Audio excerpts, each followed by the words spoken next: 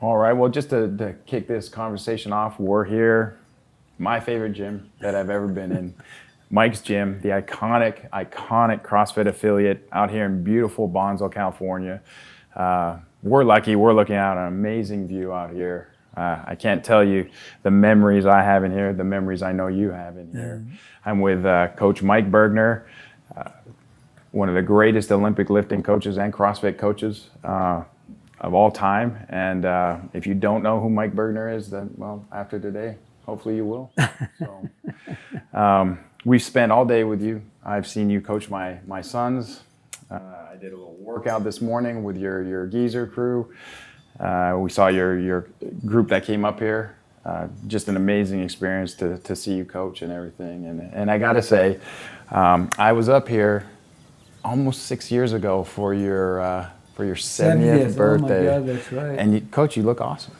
You look awesome. Well, what are you doing today? So, you were always innovative with nutrition. We talked about the ostrich eggs or the emu eggs and the emu meat with Casey. So what are you doing now, workout wise, nutrition wise? Well, workout wise, we have the geezer workout. It's pretty much a lot of body weight exercises that we're doing now. I think everybody in our geezer group has shoulder issues or knee issues or hip issues.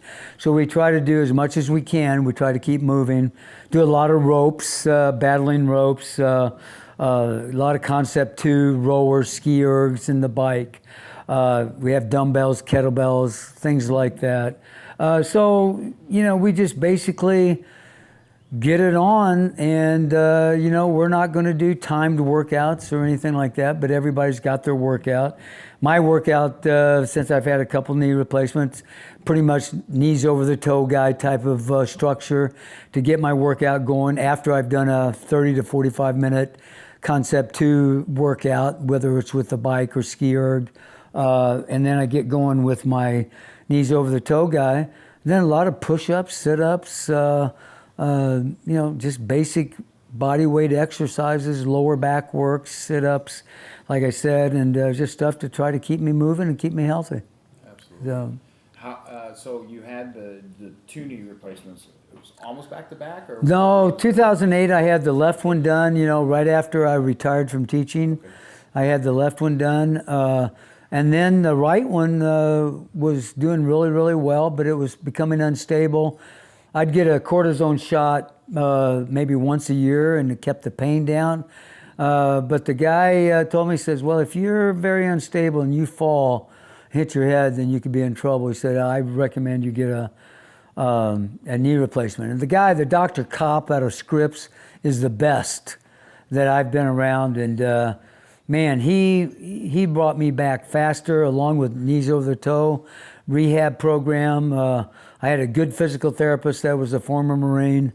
He really worked me hard, and man, I'm back better than I've ever been, and I'm playing pickleball and walking long distances. I even went out for about a 100-meter jog the other day. Even though it was slow, I jogged, and I can jump a little bit, and I'm doing things that I haven't done in a very long time. So I'm very happy with that. And pretty much pain-free? Pain-free, oh, that's awesome. Other than just getting older. Right, I hear you. I hear you. So, knees over toes. I've been doing some of that. I know there's a lot of people in the CrossFit community dabbling with it. I love the way he sets up his program, but and I saw you doing a bunch of the stuff today. You credit that with some of your recovery, or? I credit 100%. Okay. I think recovery is a team effort, right? Absolutely. You gotta. The physical therapist that I had, like I said, he was a Marine, and me being a former Marine, he knew how to get into my head to push me, knew all the right things to say.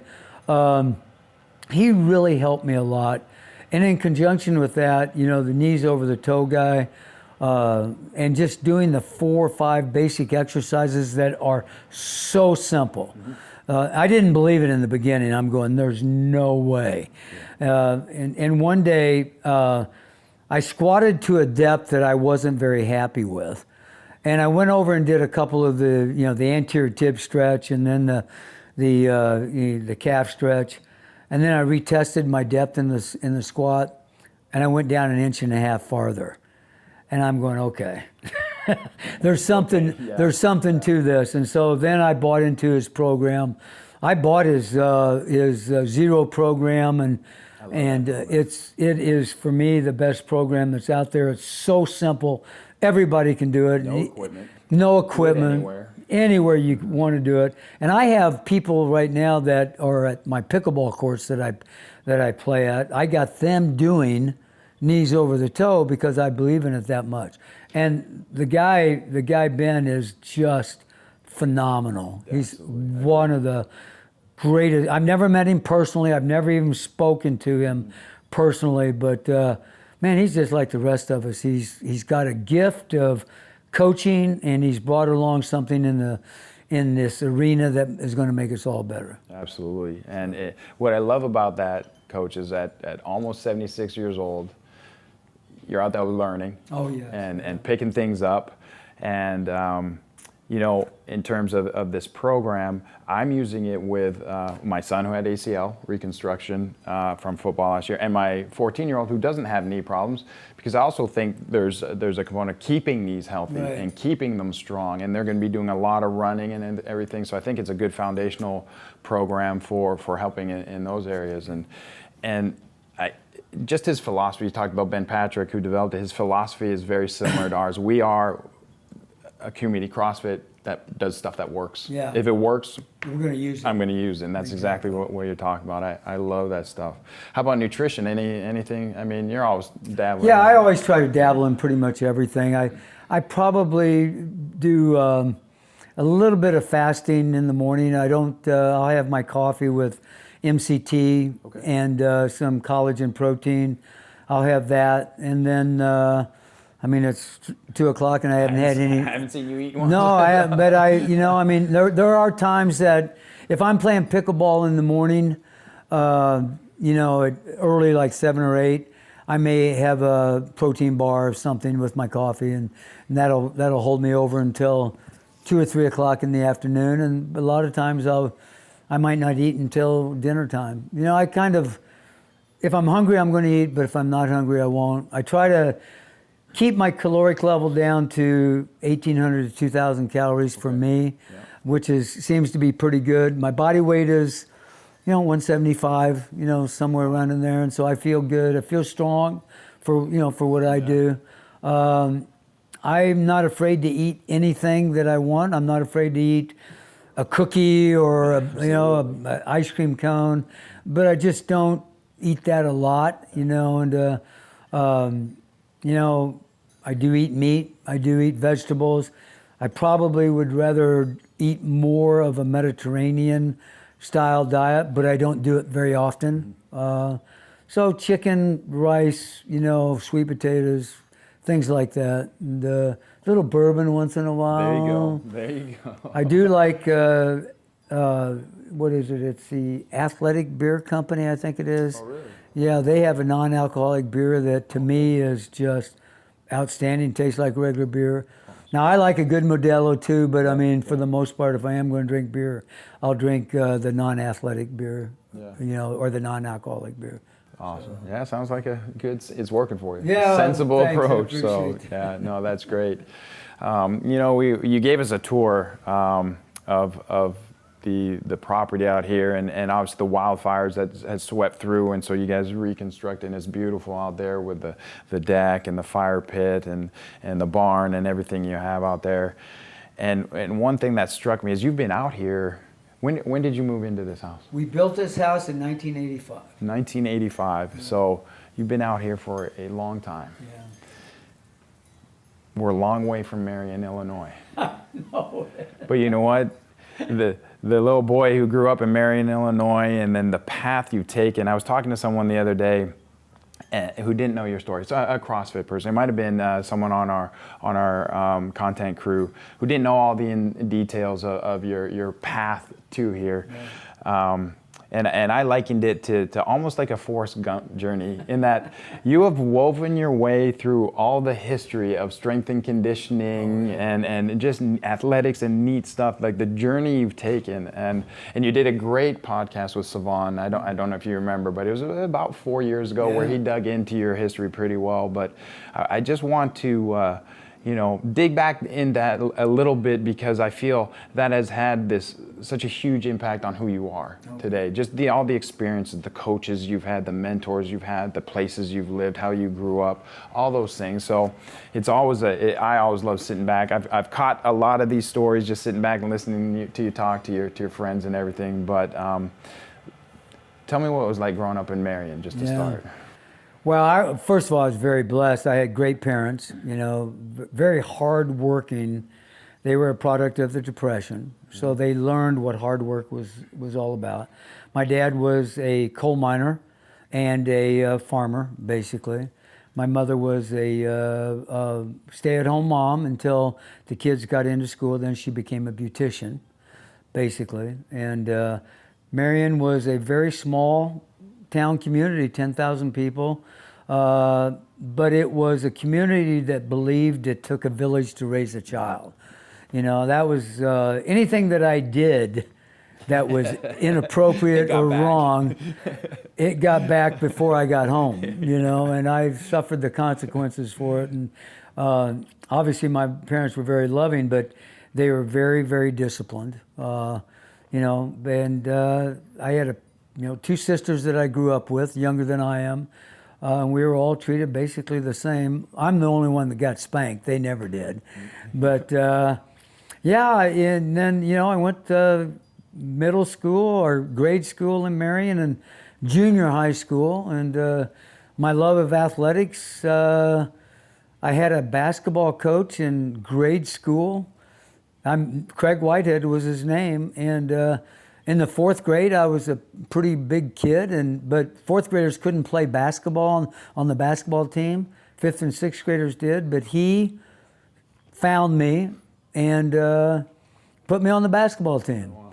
And I didn't play very much as a fourth grader, but I will tell you the one play I did play, I scored for the other team. Thought I was the greatest thing in the world. But that kind of fueled my desire, Craig Whitehead fueled my desire to start my athletic involvement, And so in junior high school, I ran track and played baseball, ran track in junior high school and basketball.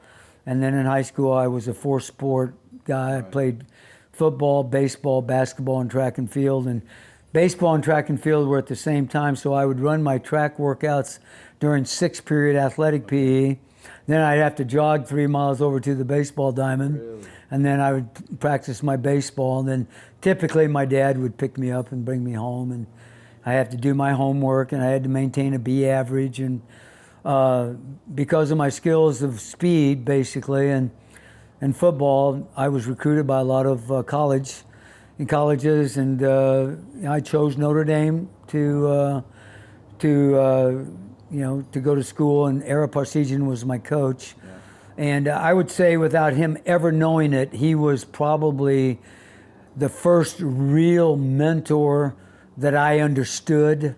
And his philosophy is carried over to me now. Everything that I learned from him at Notre Dame, with the simplicity of programming and the simplicity of coming up with an offense based on the athletes that you had, carried over to my coaching and my athletic development in the strength and field that I chose. And then from Notre Dame, I went to at Notre Dame. I joined the PLC program in the Marine Corps. Yeah. I became injured at Notre Dame, so I got an honorable discharge from that program. But before I left Notre Dame, I rehabbed and through weightlifting, and I rejoined the PLC program. I rehabbed myself back through weightlifting, so I had 100%, strength in my knee again. And But the second to the last game of the season, I got injured again on the playing field, and so I had to drop that program. So from there, I went to the University of Kentucky, and became a strength coach at the university under John Ray, who was my defensive coordinator at Notre Dame. So you had to be one of the first. I mean, we're talking. So you were at Notre Dame in the 60s, so 69. This is 1969. 69. Yeah. You had to be one of the first strength coaches. There was the strength coach that I had at Notre Dame was a Catholic priest by the name of Father Lang. And was his position, other than he was the priest for the school? He was a priest for the school. He taught physics. He lost his eyesight, became very bad, so he came out of the physics department, but went into the physical education department. Loved water, loved a pool, but he had this thing for aesthetics and strength. So Father Lang was, the first strength coach, I believe. Mm-hmm. Maybe Alvin Roy might have been in there. Mm-hmm. Maybe another guy. Bob Hoffman was certainly one of the guys. But I think Father Lang was the very first college strength coach recognized by the AAU. Right. And I think in 1953, Notre Dame won the college national championship. Wow. And so everything that I learned through strength and conditioning was by Father Lang. Everything I learned through programming and keeping a simple program and by mentoring was from Ara Parseghian. So Notre Dame was the foundation for absolutely you as a coach.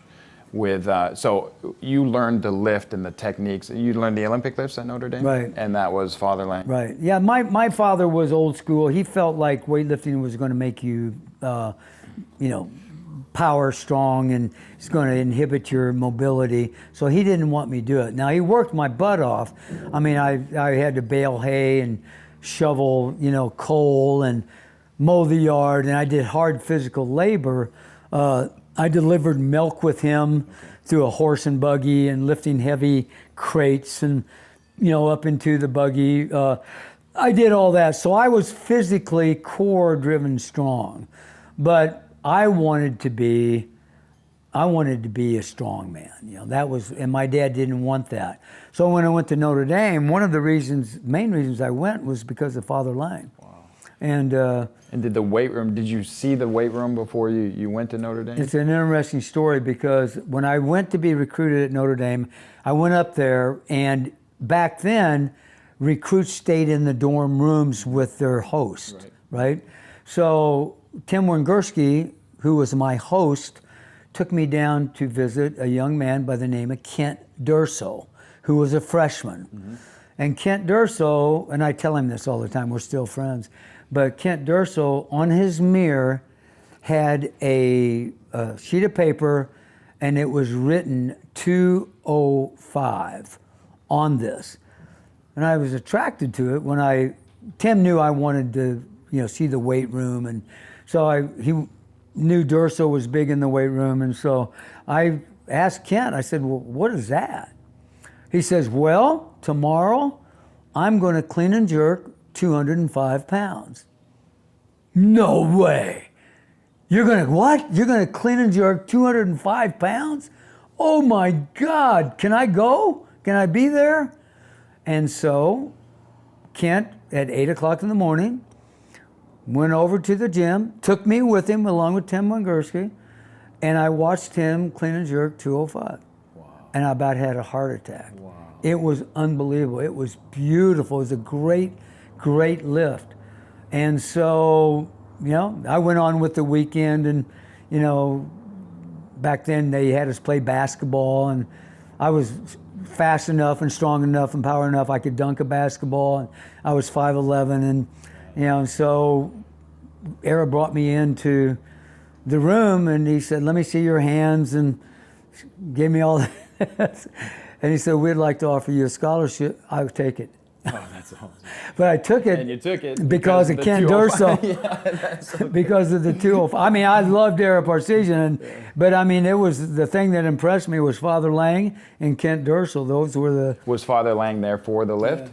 And what was the environment in that weight room? I mean, you've created an environment, and I look at this as an old school weight room. This is what CrossFit recreated out of gyms. Was it a weight room like this? Well, it was a weight room like this, but there were no bumper plates.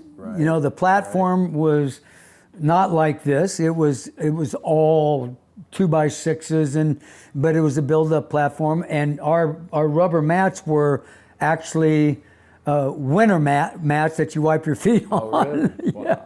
And you know, we had one platform, and we had 2-3 good Olympic bars, and we might have 15 or 20 people lifting. Okay. And we were all clean and pressing, snatching, and clean and jerking. Helping each other. Helping coaching each other, and we would unload the bars for each other, and we'd load them back up. I mean, it's like, nowadays every kid's got a bar. Yeah, their own platform. Their own platform. Back then we had one platform, and 15 bars, and everybody would lift.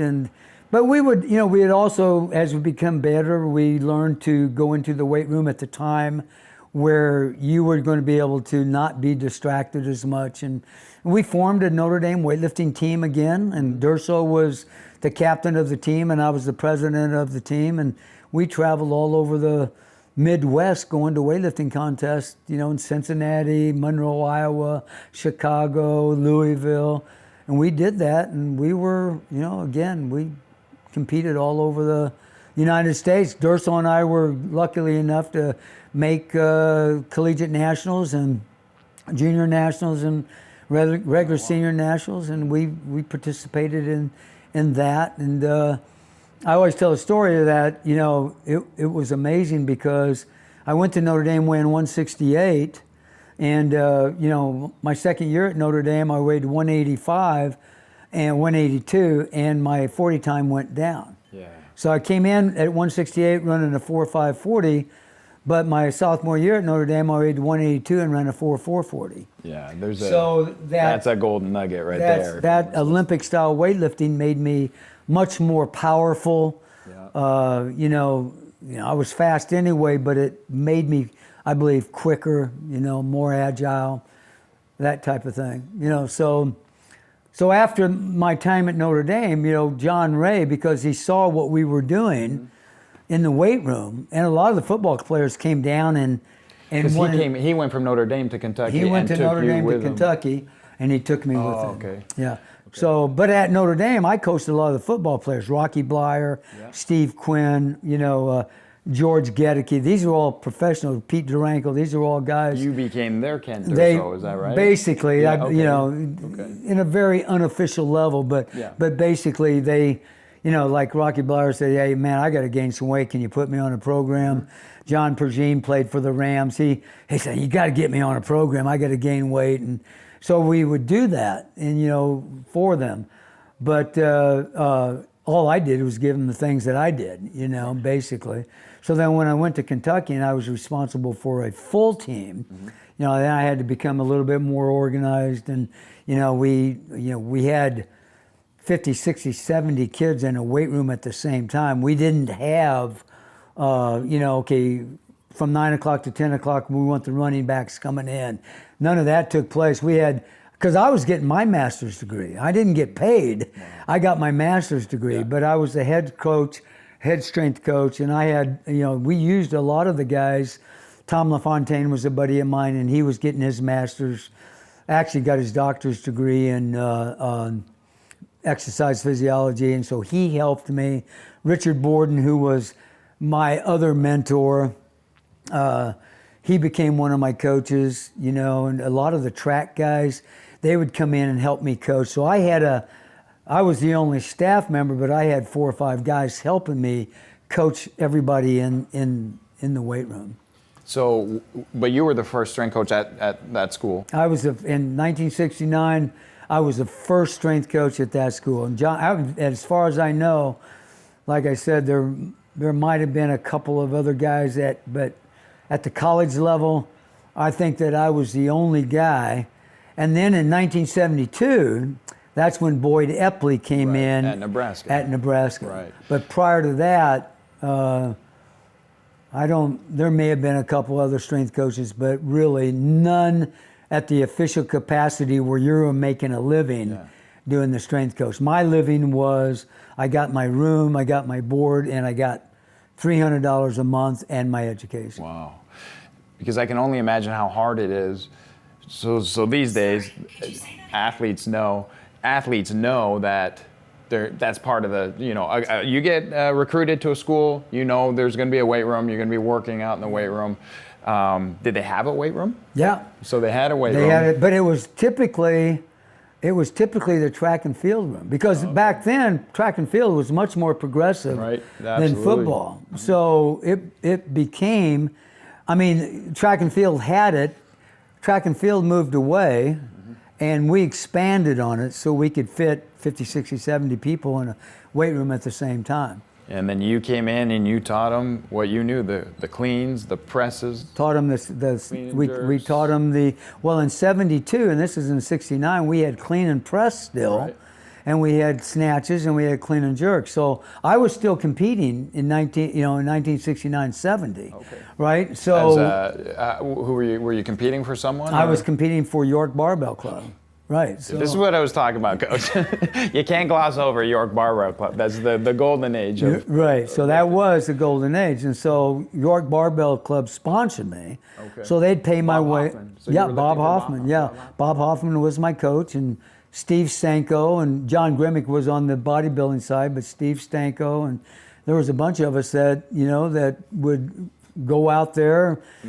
Some of these guys are gold medal winners. Bob Benarski and Norb Szymanski. Yeah. All these guys were still competing, and I got to be around them. Wow. I was not at their level, but the point is that I had a great press, and I was very explosive and very quick, and so, Bob Hoffman liked me.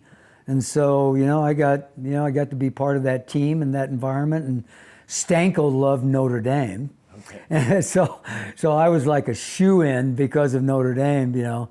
Wasn't a very good weightlifter, but it was one of those things that just, because Hoffman liked me because of my speed and my pressing ability, and Stanko liked me because of my association with Notre Dame. Then I was in. That's awesome. So you're doing that, you're coaching, you're competing, you're traveling the country and competing, you're also getting your master's degree. Right. How long were you here? How long did you do this? I was in 1971. I walked over, John Ray had been fired, right? And so new guy was a guy by the name of Fran Kersey, and he was at the University of Tampa, Florida. So he came in as the new coach, and he wanted me to stay, but I have a loyalty to Coach Ray. So I just told him I'd let him know, and I walked over to the student union, and the student union, the Marines were there. And it was like, I walked up to him and I told him, I said, I've been in the Marine Corps for 3 years, with at Notre Dame. At Notre Dame under the PLC program. They knew that. It was 4 years at Notre Dame under the PLC program. And they're like, well, what happened? And I told him my story, and he says, well, you look pretty fit to me. Why don't you go down to Louisville and take the test and see because you had the two knee injuries, right. And now you yourself, through the work with Father Langen in the Notre Dame weight room, had rehabbed the knee injuries twice. And so you were now again fit enough to. And I was now competing, right, at Kentucky, lifting there, and I said, okay. So he says, because of your experience, we'll make you the head football coach at the Quantico Marines. I said, you're kidding me. and Vietnam's going hot and heavy, right? And this thing's going nuts. And but I'm going up. Yeah, sure, man. This will be awesome. And so I go and I pass the test. And so they send me to OCS. Mm-hmm. So I go out to Quantico and go to OCS. right after Quantico, they send you to the basic school, Yeah. which is, training for all military occupational specialties, MOSs. And I can remember we're 8 weeks from graduation, and they say, well, what's your MOS? What do you want to be? Football coach. And I said, well, he says, we know you're going to be a football coach for Quantico, but you have to pick an MOS. Gotcha. And I said, okay. So I said, well, give me infantry. And I said, we're all gung-ho anyway, we're warriors, we're going to be badass, we're going into combat and kick ass and take names. That's the way they build you up to do all your stuff, right? And so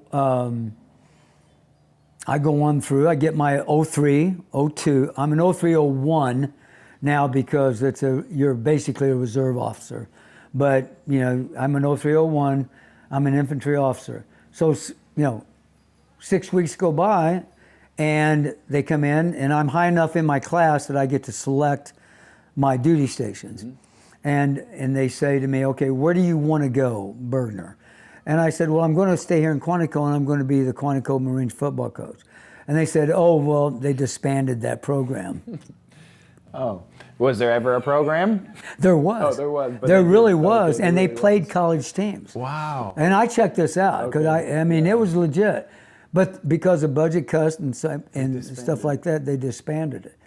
So where'd you go? So I said, okay, you know what? Send me to Camp Pendleton. Okay.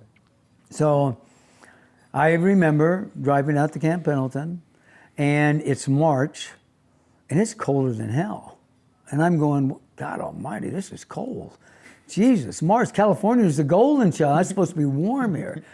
So I come in, and within Camp Pendleton Division, they have what they call a task organization. And they see all the new second lieutenants. And I'm an older second lieutenant right now, but they see all these second lieutenants coming in. And depending on the needs of every battalion, company, platoon, depending on the needs for second lieutenants, they will, okay, I want 3 second lieutenants. So I want 2 second lieutenants. Unbeknownst to me, there's a guy by the name of Jim Williams.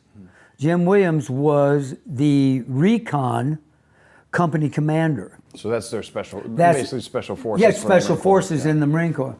So it's a recon, and Jim Williams was an Irishman that was a Notre Dame fan. I was going to say, he's a Notre Dame fan. Jim Williams knew me.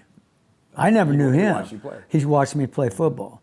So he saw my name on this list, and the billet is for a first lieutenant. But I was a second lieutenant, but I was an older second lieutenant. So I was like 25. Because you had left school and coached at Kentucky and gotten a master's degree, so that instead of coming right out of high school, college, coming out, I had all this other experience, right? So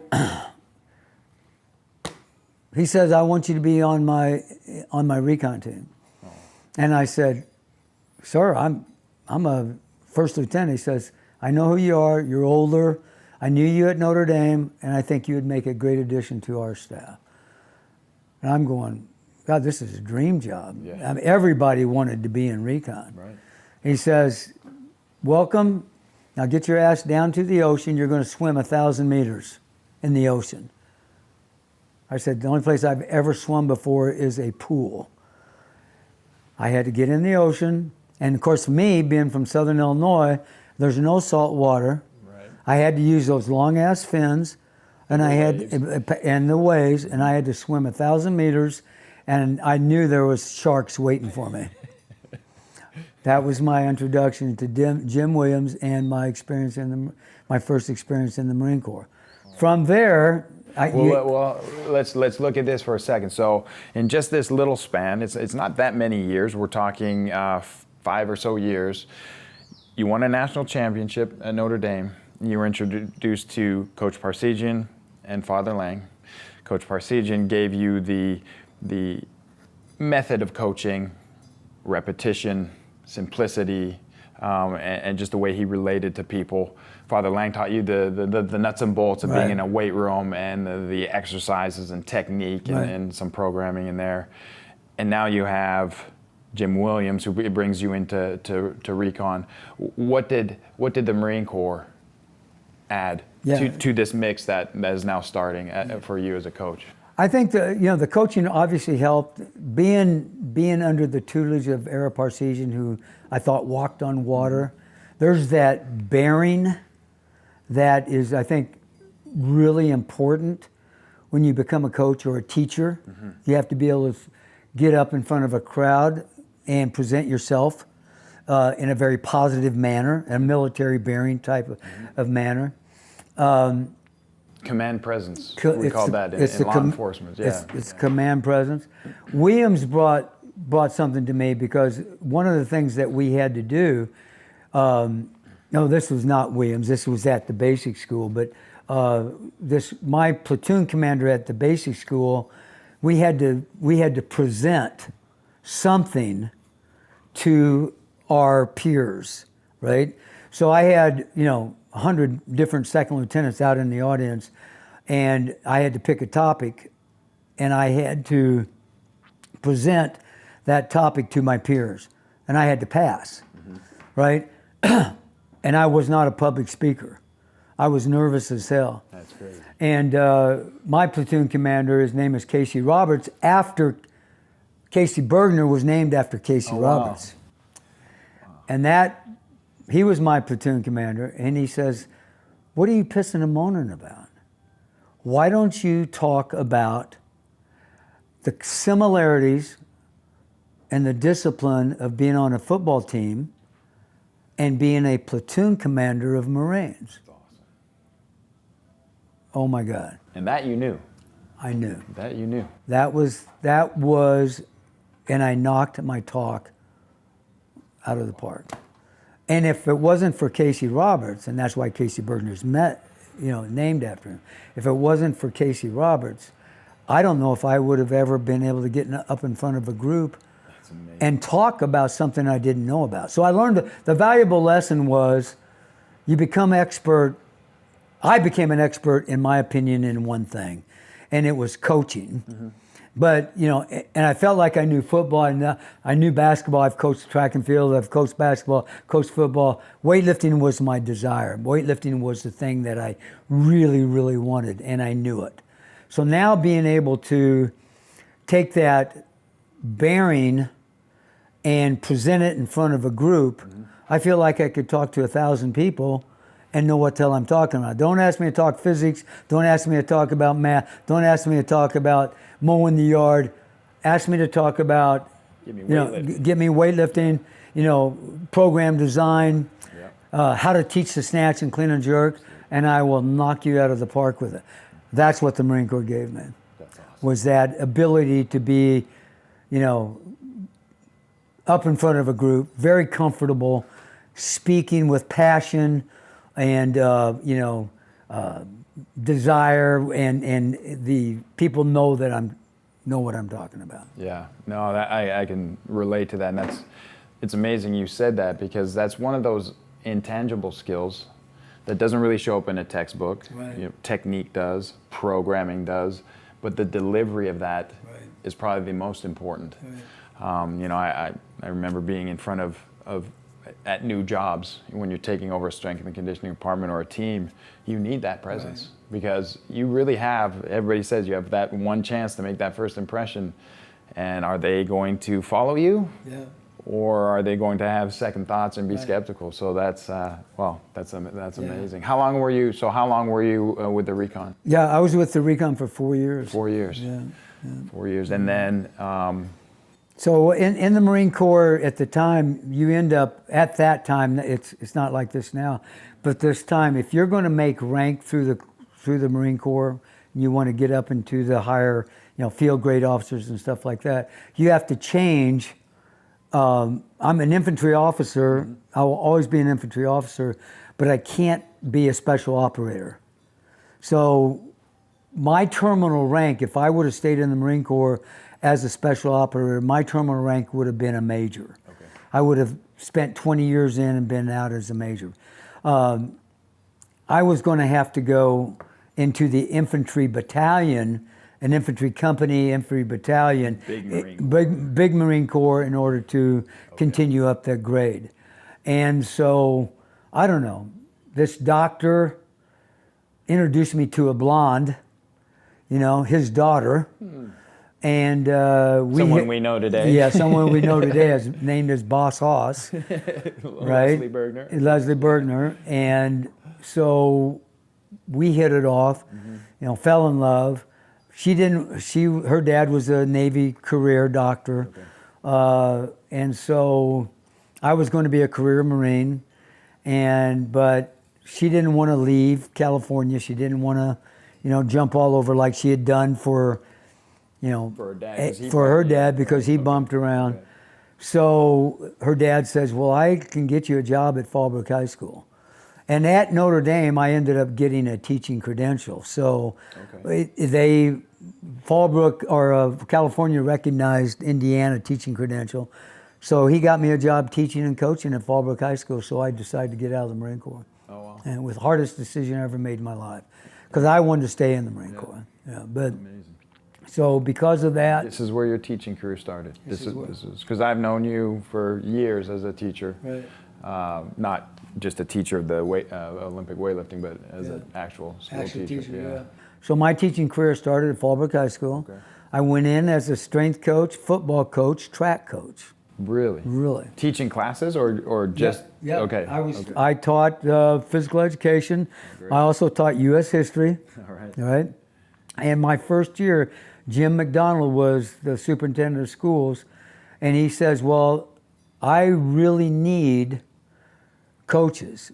And so we know you're going to be a football coach. Because you'd played football. Because so we I know played you can football. handle We that. know your Chuck Lundquist was the coach. He says, you're going to be a football coach, but I really need a freshman basketball coach.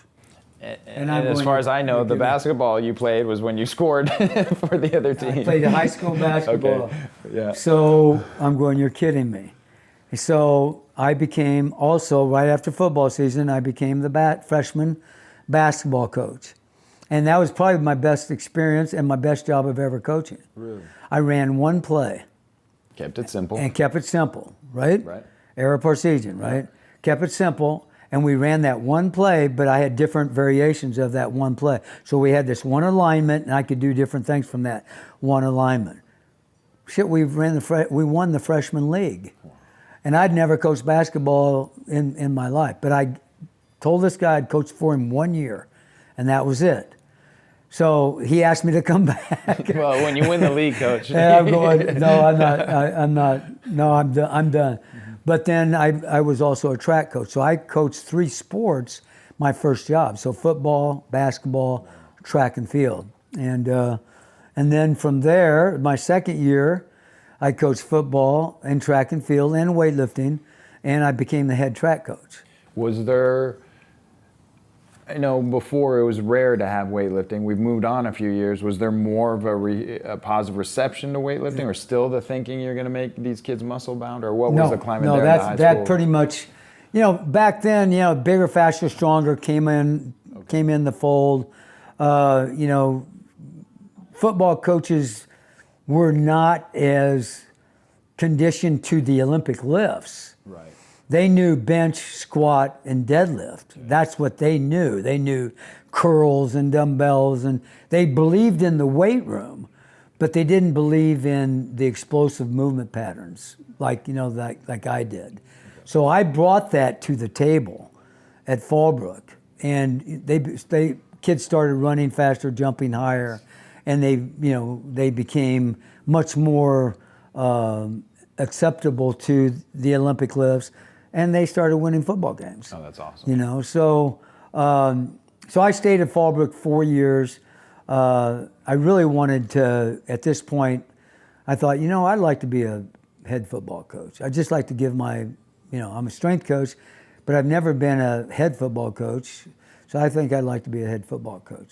So a guy contacted me in Missouri. This is about 25 or 30 miles from where I grew up in Marion, Illinois. Oh, wow. So my mom and dad were getting older, and I thought, I'm going to go over there for an interview and see if I can get the job. Mm-hmm. So the guy hired me. He offered me the job right on the spot. And I was 25 miles away from mom and dad, right? And, Leslie agreed. She was getting her teaching credential. She couldn't get a job at Fallbrook. So we had one income.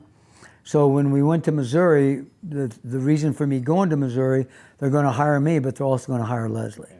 So they hired her, and we moved in. I moved back to Perryville and by myself. I brought 2 coaches from California with me, and we went into a program. We turned that sucker around, And you were the head football coach. I was the head football coach. And did you install a weightlifting program or that was a big strength and thing. conditioning program? They had no weight room. Okay.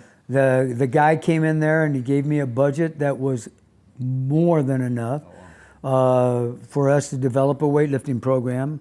We developed an off-season program. We developed everything that we needed. Did you coach some of the strength and conditioning as well? Oh, I was the head strength.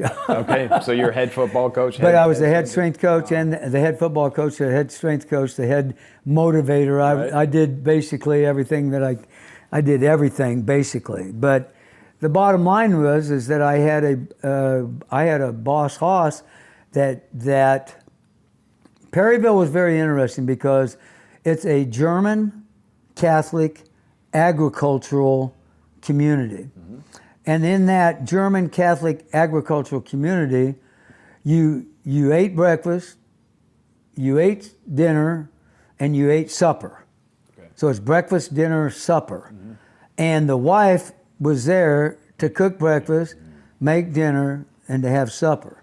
That's what the wife was. And that's these agricultural kids, that's what they believed in. Mm-hmm. And I can remember one time a farmer calling me up and said, "Coach, I need your help. My hogs got out, and I need you to bring your kids down here." And I loaded them up in a school bus, drove them down to this farmer's farm, and these football kids loaded up got all the hogs back in their pens where they needed to be. That was the type of the community it was. But Leslie, being a brand new spanking teacher, never experiencing anything like that. She's not staying home to... She told me, she says, "Well, you can stay, but I'm moving, we'll stay married, but I'm moving back to California." And I said, "Well, what if we go to a different community?" And one of my teammates at Notre Dame was a guy by the name of Tim Monty, and he was in Fort Collins, Colorado. And he knew that, that Leslie was unhappy because we were friends. And he says, "Well, I'll offer you the defensive coordinator job in Fort Collins." And so I'm going, okay. Let me come out here. I interviewed. And I said, "You got to get my wife a job too." And so the guy was very on board, but he had to hire Leslie. And, so I interviewed and I got the job. Leslie interviewed and they says, "Well, what was it like at your other job?" And Leslie said, "Well, that was the biggest piece of shit job I ever had in my..." And she's young. She's only like 22, 23. And I'm going, "You never, ever badmouth." Right. You never badmouth other people in an interview, It's So she's not getting this. She's not getting the job. Right. So, oh my God. Long story short, we came back to California. She got a job teaching at Bonsall, elementary school, and I got a job teaching at Carlsbad High School. Okay. And so as you're coaching now, are there mentors you're learning from, or is this the type of time this where is good. Yeah. So my first mentor in coaching, teaching was, Chuck Lundquist, who was at Fallbrook High School. Okay. Chuck left, and then Tom Pack became the coach, and he taught me a lot about high school football organization. Okay. I think the guy that taught me the most about high school football organization was a guy by the name of Mel Galley, who was at Carlsbad High School. So I went to work for him, and I was his defensive backfield coach and his running back coach. And he taught me a lot about the organization of a program and, the design of a program. But, I stayed there 1 year. Dick Haynes at Vista High School, he was the guru of football in North County. He was the one. No, everybody had to beat Dick Haynes. He ran an unbalanced line, did a lot of different things. He needed a strength coach. He wanted a strength coach, but there wasn't any jobs at Vista High School. Okay. So I interviewed with a gal that was the principal at a junior high school. Her name was Renee Townsend. She hired me to teach physical education and in-room suspension at the junior high school. I was the enforcer. Nice. Well, I'm a Marine. I could enforce, right? So otherwise, they lost aid. So if a kid got kicked out of school, they lost that daily budget that they got, right? So I told her, I said, okay, Vista's having a job open in 1 year. I'll come to your school and I will work for you doing the things I did. And then as soon as school's out, I'm going to the high school. And so as soon as school was out, I ran to the high school, ran their strength program, and ran their off-season. So you got hired at Vista, finally had that job, got hired there. But, I got hired at the middle school. But after the middle school was over with, I went to the high school. And then the next year, they had a physical, they made a physical. So this was in that year, you'd work at the middle school and then after school. Go to the high school. Okay, right. and just get them to and know get you, them run to, their well, program. get them to know me. I was a strength coach, ran my strength program, and then, coached at the high school because school starts. So I was the defensive backfield coach for Coach Haynes at the high school, and then ran their in-season program, their off-season program. So I was going to a lot of different places. And as soon as that was over with that year, then I went up to the high school, taught physical education, was the strength coach, only the strength coach, and that was it. Awesome. So I've got to assume that all that time as a football coach, there's 80 to 100 kids on a football team, depending on the size of your high school. Might be 50 or so, but you have to have organized practices. Right. You got to have an organized warm up. Right. You got to have drills that are organized. You got to kind of keep everybody Right. busy, or you lose them. Now we use, I'm assuming, versions of that at the CrossFit weightlifting Right. course, the warm-up, the famous Right. warm-up that we do, Right. where we just put them in lines. We could have 60 people Right. there. We could have 90 people there. It Right. didn't matter. Is that Right. Are those some of the skills that you brought with you from being a football coach? absolutely, yeah. We would have, because our weight room was like 1,500 square feet. It wasn't a very big weight room, but Coach Haynes he really loved the Olympic lifts. He loved what we did. So, I mean, he built me 4 platforms that I could bring in there. And of course, we had benches, but we had a small room, but we had it organized so we could accommodate a large number of groups. We could flow 60 kids in there. So the way we would work it, I had six period athletic PE. So I would take a group of people, 6 period athletic PE. So one day I'd take the running backs and wide receivers, quarterbacks, right? And Coach Haynes would have the linemen, defensive linemen, up on the field doing skill agilities, running stairs, and doing stuff like that. The next day we would reverse it. So I was always in the weight room. I would write programs for the running, but the other football coaches would do the running stuff while I would do the weight room. So 3 days a week, the skilled guys would get the weight room, and then 2 days a week the lineman would get it. Then the next week, lineman would get 3 days, and then the skilled guys would only get 2 days.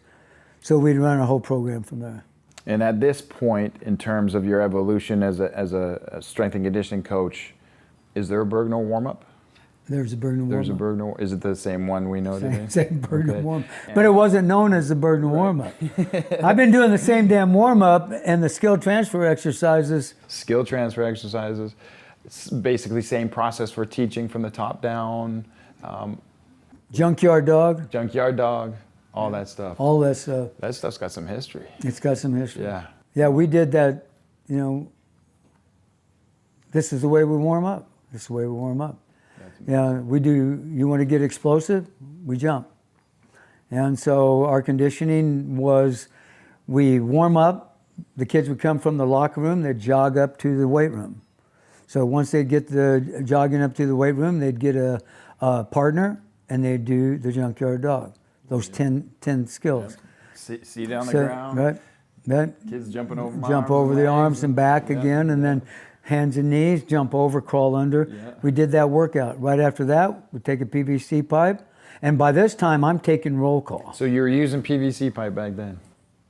Never went above it. Yeah. And and once their technique, my philosophy has always been body weight exercises before barbell exercises. But PVC pipe could become a body weight exercise because it's so light. So I teach positioning, stance, grip, and positioning. Yeah. Position of the barbell along the torso.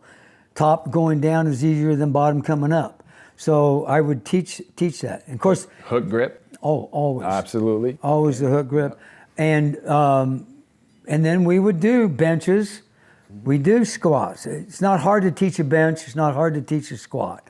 And we would do deadlifts, but we would call them clean deadlifts. I didn't do the regular deadlift. I'd call them clean deadlift. And then I'd let them do, always loved to do the bodybuilding type stuff. So, my bench presses would be bench press, dumbbell bench press, incline dumbbell bench press, incline bench. So we do all those variations to get the upper body strong and just to make them stronger.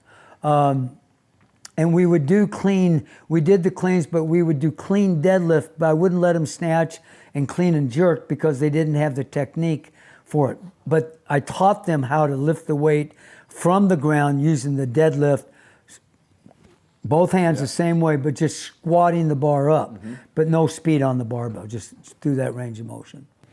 And then they would gravitate into cleans. Once that I felt like these athletes could do the Bergner warm-up with weight, they would use the PVC pipe, and then I'd fill it with sand. Oh, wow.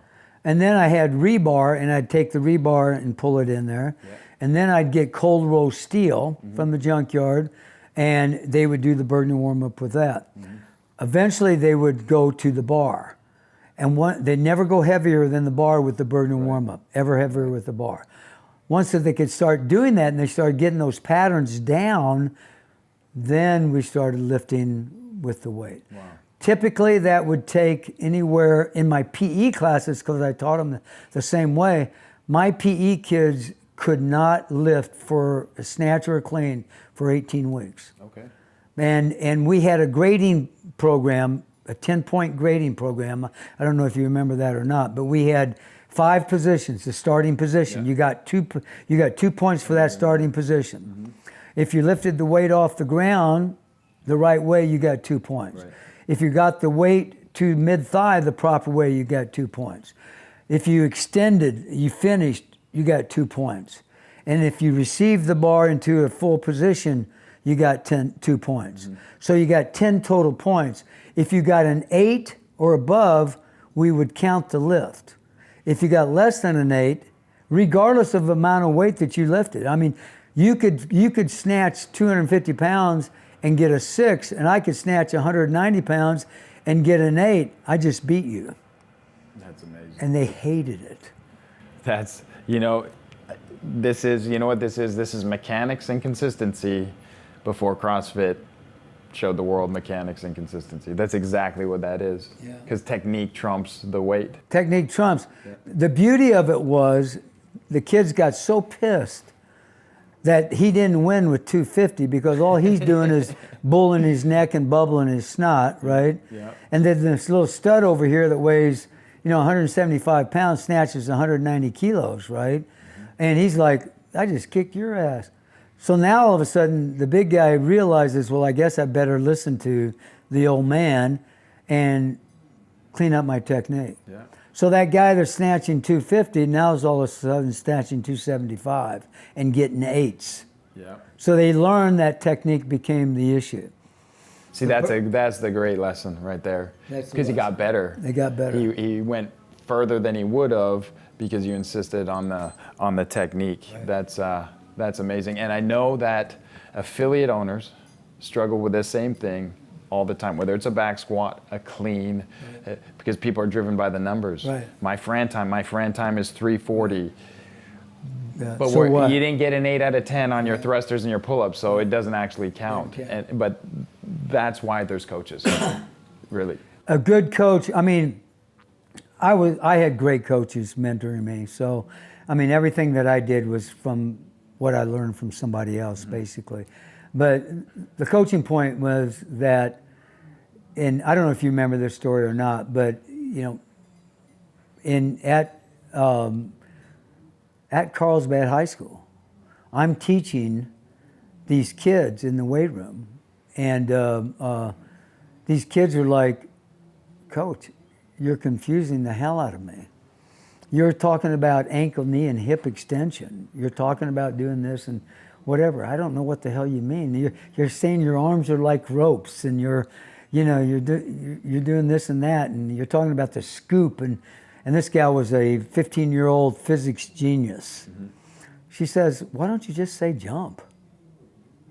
And that was at Carlsbad High School, and I'm going, yeah, why don't I just say jump? That changed everything for me as a coach. I'm glad you say that changed everything for me, and I learned it from you. Yeah. I remember, and I'm just so excited to be here, so I'm going to relate stories about my experience with you. I apologize if it's too much, but I came here because I was at UCLA, and I couldn't teach the Olympic lifts. I knew what I wanted to see. I knew what was supposed to happen, but you're right. Scoop or push your knees forward or double bend the knees. It just wasn't working. Yeah. And I took your course, which was phenomenal. That USA weightlifting course back then you were at RBV then, Rancho Buena Vista High School. And then I came up here and I just started working with you. And I remember a female volleyball player coming up. She was not happy to be here. Her dad was dragging her. You knew her dad was like, she's great at volleyball. She needs to get stronger. We'll get a college scholarship. So he drags her up here, and then you take over, which is essential, like you did with my boys today. You know, it's hard to coach your own kids. You know that. And you had her here, and I just sat over there and watched the whole thing. And in 15 minutes, she was doing a high hang snatch because all you told her to do was jump the bar overhead. And when I started coaching your CrossFit course and everything, we were able to give that light bulb moment to people all over. And it's just it's an amazing thing. And it all came from that conversation. Yeah. Because you knew, I mean, you had studied weightlifting. You had watched the Russians weightlift. You had competed at the highest levels and everything. But it was just that one little. I knew what I was doing. But the terminology, I'm so terminology driven. And I didn't know how to keep it simple. Ankle, knee, and hip extension, simple. For me, but for a 15-year-old, what the hell, they don't know that. But this girl was smart enough, she called me on it. And I'm smart enough to say, absolutely, that makes sense. Why don't I just say jump?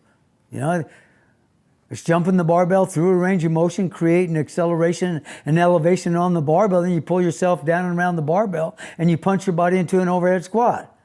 Holy shit, what does that mean? It's a snatch. That's it. That's all it is. All flowed together. All flowed together. I just told you what a snatch was. But the person that comes into the weight room for the first time and sees that person is going to say, well, they're just pulling that barbell over their head. Yeah. That's easy. And they're going to miss the essence of the lift. They miss everything. Yeah. But how hard is it for me to say, jump that barbell through a range of motion, create an acceleration, elevation on the barbell, and that barbell is going up. You're pulling yourself down and around the barbell, punching yourself into an overhead squat. That is my noon after lunch lecture. When the guys, when I teach them first how to miss with the barbell using PVC pipe, and then I go through that scenario. Jumping that bar, I go through that. And they're looking at me like, what the H is he talking about? But everything that we've done that's been the only thing that we've taught them. We've taught them how to jump. We taught them the range of motion. We taught them about getting velocity on a barbell. We taught them about the range of motion. We taught them about the overhead squat. We taught them about the pressing snatch balance, the heaving snatch balance, the the drop snatch or the snatch bounce no dip. We talk to them about all of that, so they know jumping the barbell through. They know all that stuff. Yeah. But it's the snatch, Yeah. and it's a high hang snatch. Yeah. That's how simple it is, Yeah.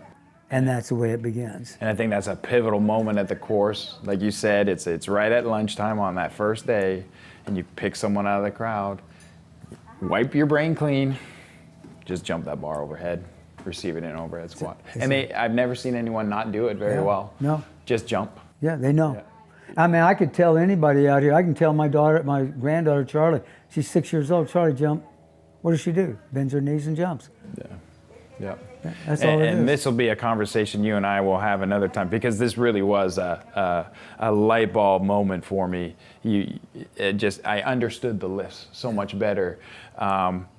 It's a simple way. It's a simple, effective way to teach, but the physics behind it is exactly what you need in the lifts. I've seen a lot of people who take like the kettlebell swing extension, Right.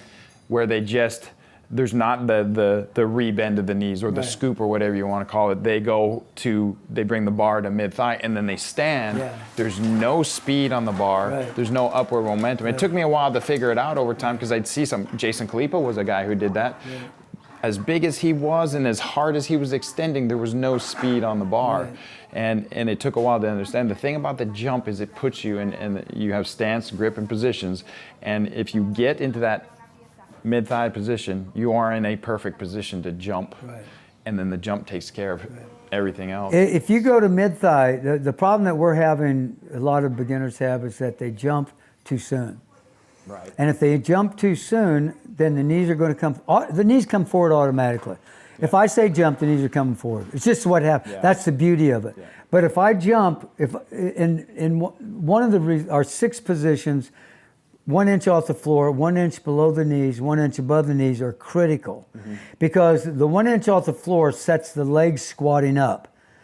But the tempo of the lift has got to be everything coming together. It can't be this Shoulders- and then shoulders up. and hips. So it's got to be this action. So the legs straighten, that stays stationary. The legs straighten, and when the bar is below the knee is still bent. So as I continue squatting, the knees straighten, and then the bar's path can continue to go straight. So I get to 1 inch above the knee, right? Now I'm in a perfect position. So I have a slight bend in the knee, but basically the shin is perpendicular to the ground. Now I start accelerating, and the back angle will now change. And when I start accelerating and the back angle changes, now automatically, without thinking, the knees Bend. will bend. So we wait until mid-thigh Right. to jump. Jump.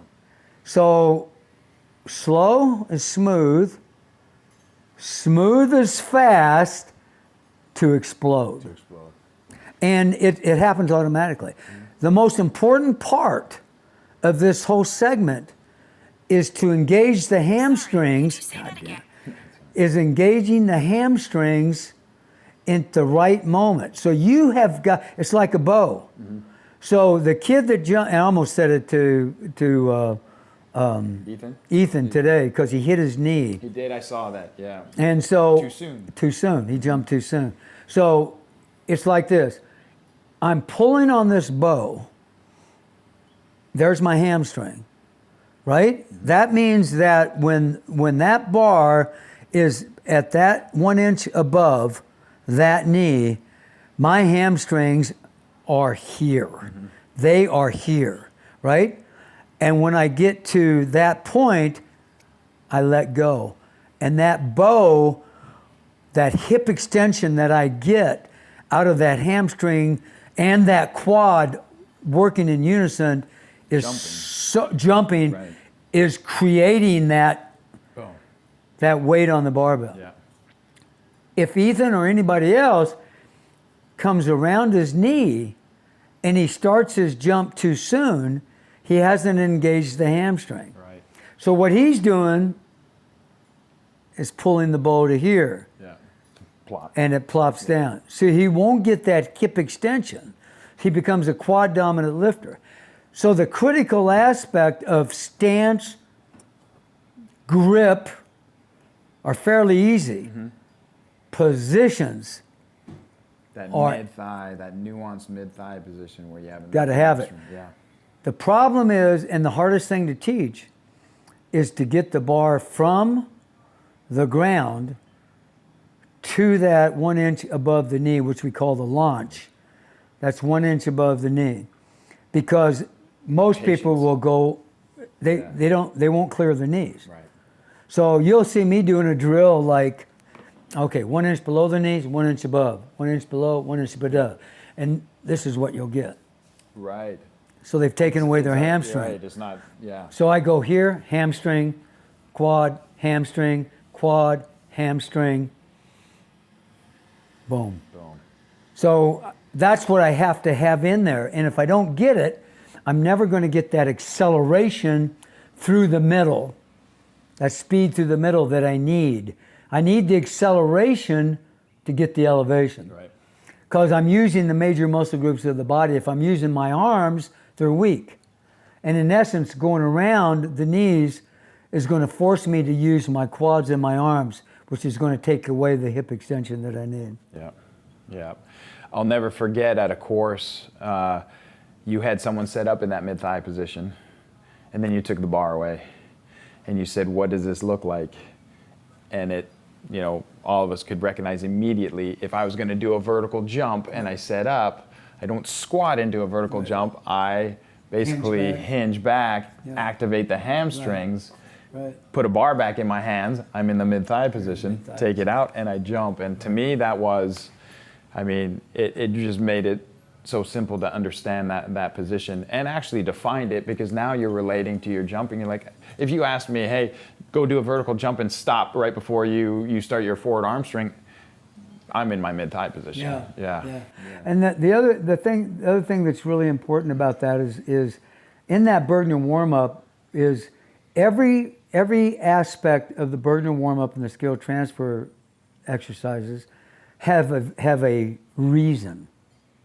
So the down and finish, the reason is speed through the middle. Why am I doing this down and finish, coach? Because I want you to get speed through the middle. But now you have me doing down and finish, elbows high and outside. What's that all about? Because I want you to keep the bar in the least line of resistance. So what we've added, and I think it's genius, is that every time an athlete does the down and finish, they have to yell out speed through the middle. Mm-hmm. Every time they do the down and finish, elbows high and outside, they have to yell out bar close. Every time they do a down and finish, elbows high and outside, turnover, which is the muscle snatch, they have to yell out strong turnover.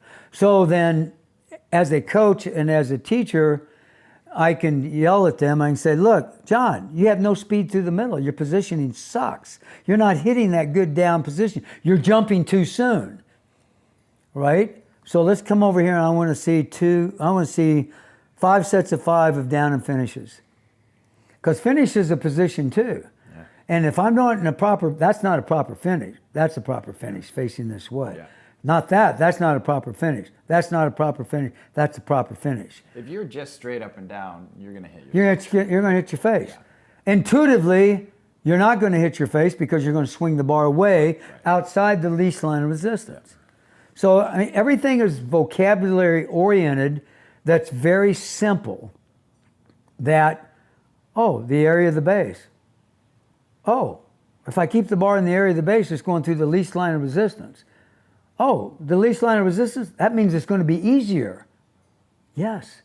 If the bar goes outside the least line of resistance, a gnat's ass, it's going to be heavier and inefficient. I see definitely shades of Coach Parsegian in here with the Bergner warm-up. Everything builds on the other. Everything builds on the other. Doing it in threes, so there's no confusion here. I see, obviously, understanding of positions, right. So a lot of repetition in here. Where did the idea to add the speaking part come from? It's interesting. Rich Froning is responsible for this, basically. Really?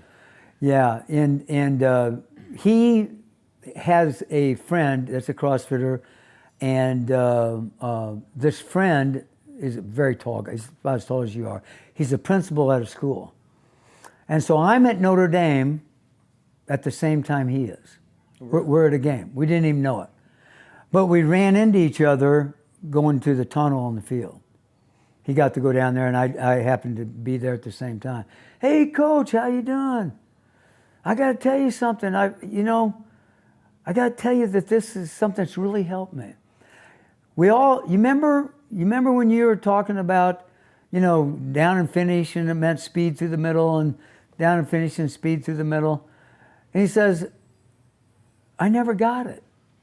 But he said, I want to tell you something. I went back, and every time I did down and finish, I yelled out speed through the middle. I yelled out bar close. I just started doing this, Coach. And he says, I wasn't having success until I started that. And when I started that, my lifts went up through the roof.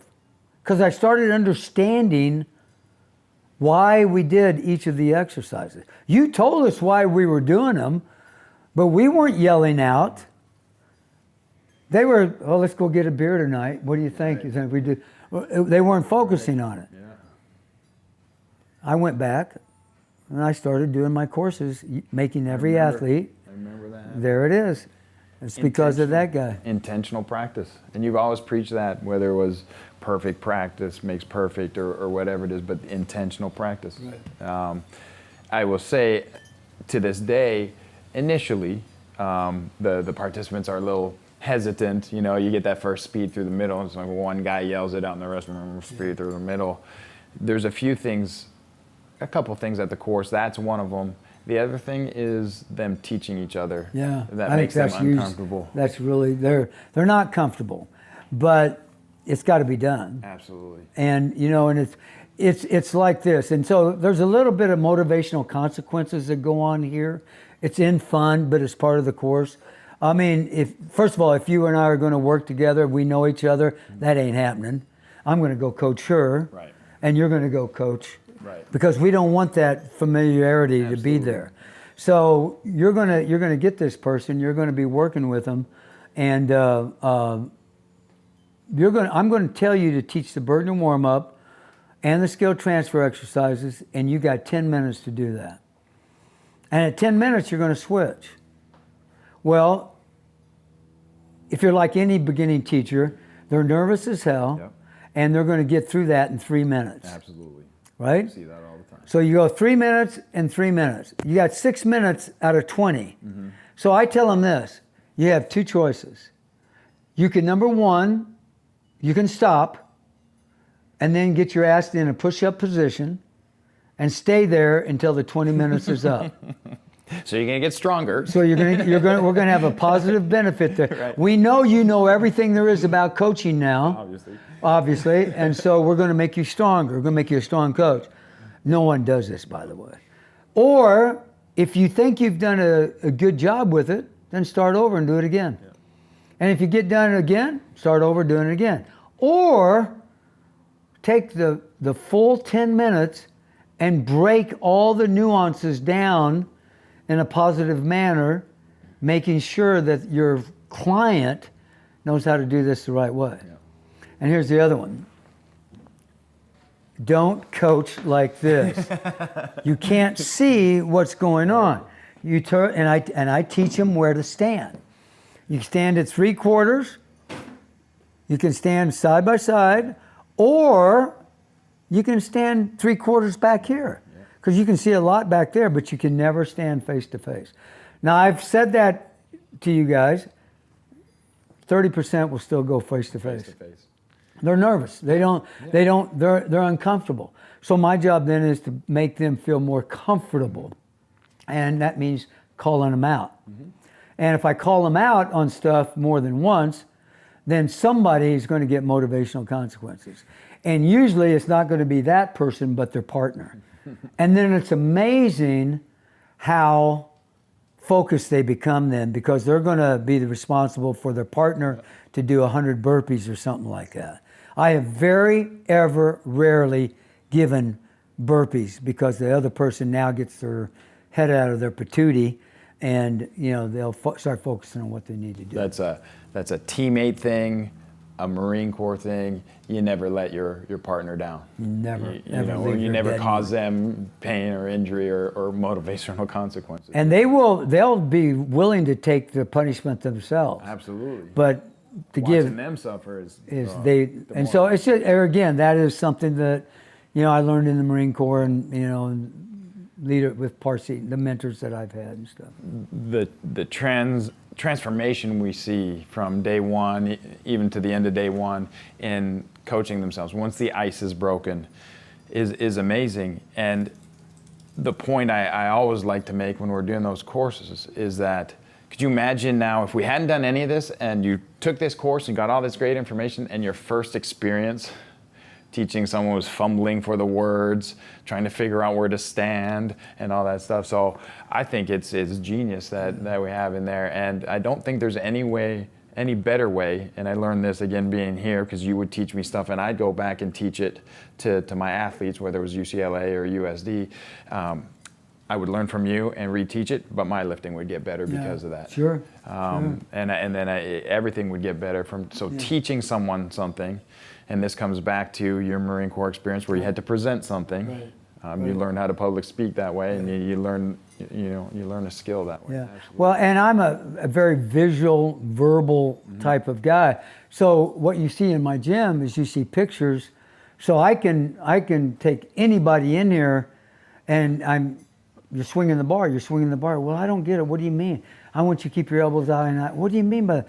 And I go over there and I show them a picture of Vardanian.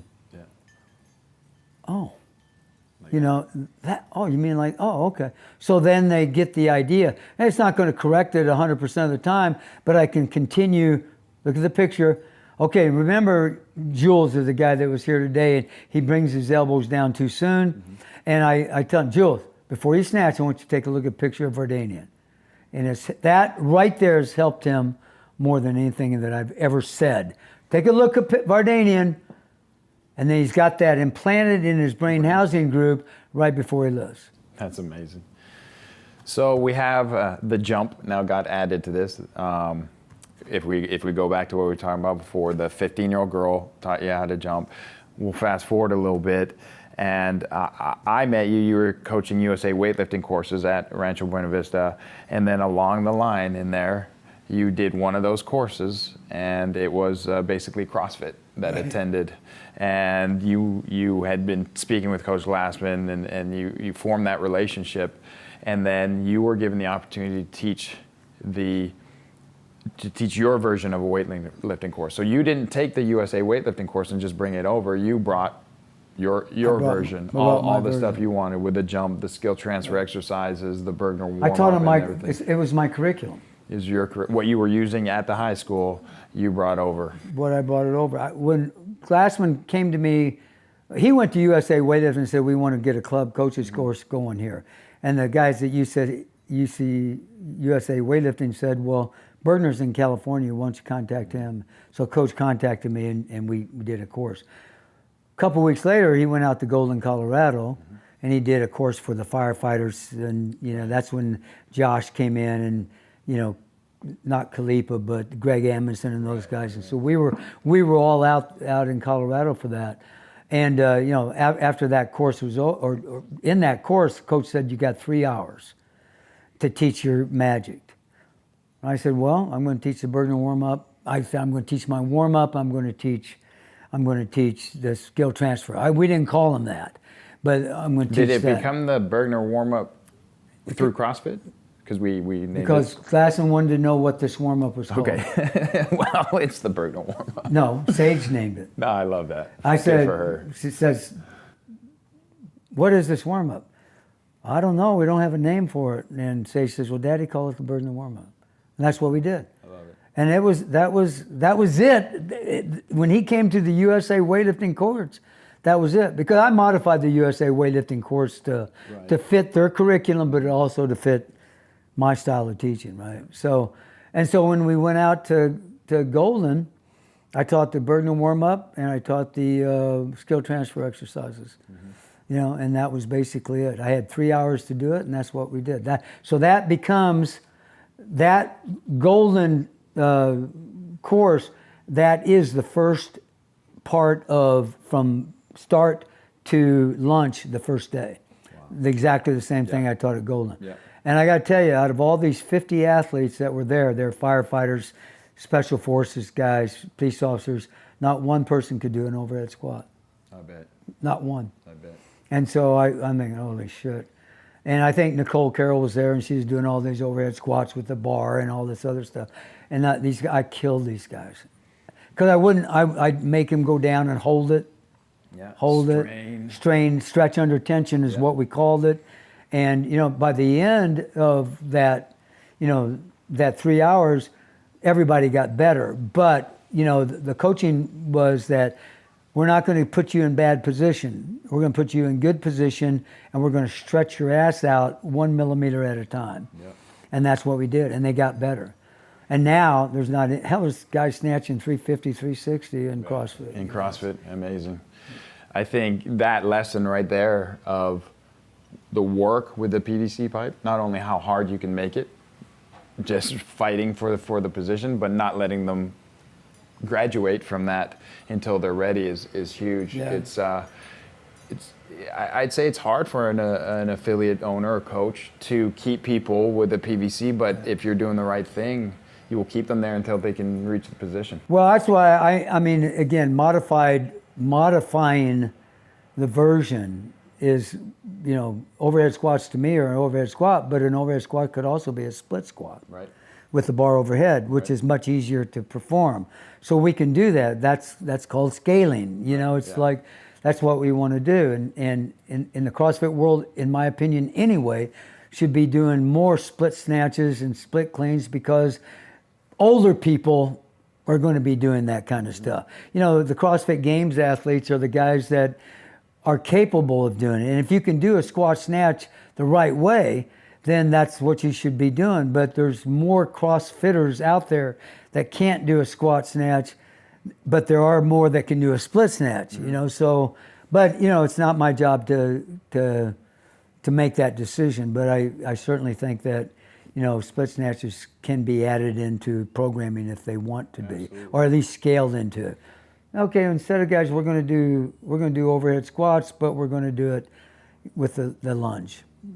Something to that effect. And we talked about this a little bit earlier today, but I also think if I'm not worried about competing, obviously in weightlifting or at the games level, but I'm now coaching an athlete or just someone who wants to do athletic pursuits and have as much capacity as they can, there's a definite athletic benefit to adopting all types of snatches, Right. Squat snatch if you can do it, but also don't ignore the split versions of the lift. Yeah. Well, and believe me, a one-arm dumbbell split snatch is a lot easier than a one-arm dumbbell squat snatch, right? Yeah. So, but you have that, but also, the whole idea of making people functional, right? Yeah. We want to be able to function, and we have a burden warm-up for the clean. Mm-hmm. We have skill transfer exercises for the clean. Mm-hmm. So it's an easy transition in for that population that might need it, while we're working on the mobility to try to make ourselves better for the more efficient snatch, which is the squat snatch. You had talked about mobility earlier today with someone, and I just wanted to come back to it because I think that is a huge area in CrossFit, because we do use Olympic lifts, because we do use overhead squats, and we, even things, some of the gymnastics movements we use, muscle ups and things, require some mobility. And I just wanted your views on how you develop this mobility in athletes. What's your philosophy on how to do that? Well, first of all, we have to identify the weaknesses, and 90% of the time the weaknesses, because of different levers, that kind of thing. But I find, and I've learned this recently through knees over the toe guys, that ankle mobility is going to be the number one thing that you're going to test right away, and you're going to see imbalances there. And if I can get that ankle mobility going the way it needs to be going, then I'm going to make improvement, right? Initially with some of the drills you showed us with a slam board and then carrying it over to now like a PVC front squat or overhead squat where they have to push. And and what happens if my right leg's requirements meet the minimum standard, but my left leg doesn't. What do I do now? You know, so I have to identify those weaknesses and attack the weaknesses before I ever put a barbell in somebody's hand. And a barbell to me is a barbell, but a PVC pipe is body weight. So I'm going to teach through my body weight programming, I'm going to teach mobility using that PVC pipe. So it's almost a set up part of the program because I'm teaching you this technique, but with PVC, I'm also, by nature of you doing it, making you mobile to do these movements later on when we add the barbell. And I will tell you, I can kick your ass with a PVC pipe without any question. It's amazing what happens when a person with bad movement patterns is forced to even go partial way down with good movement patterns. They always want to go to the least critical method or they always want to go to their comfort zone. Right. So I can go down here with a rounded back and I'm comfortable and I can stay there all day long. Right. But the minute I arch that back up and to get that chest up into the vertical position, which is what Olympic weightlifting requires, I'm hips, ankles, knees, back, hips, shoulders, that whole thing. That's why front squats are more important to me than back squats, because of that ankle mobility. If you drive your knees forward this way, your torso goes up like this. So there's my ankle mobility and my knee mobility. If I push my knees back and make my shins this way, the torso goes this way, which is okay for powerlifting, but not Olympic style weightlifting.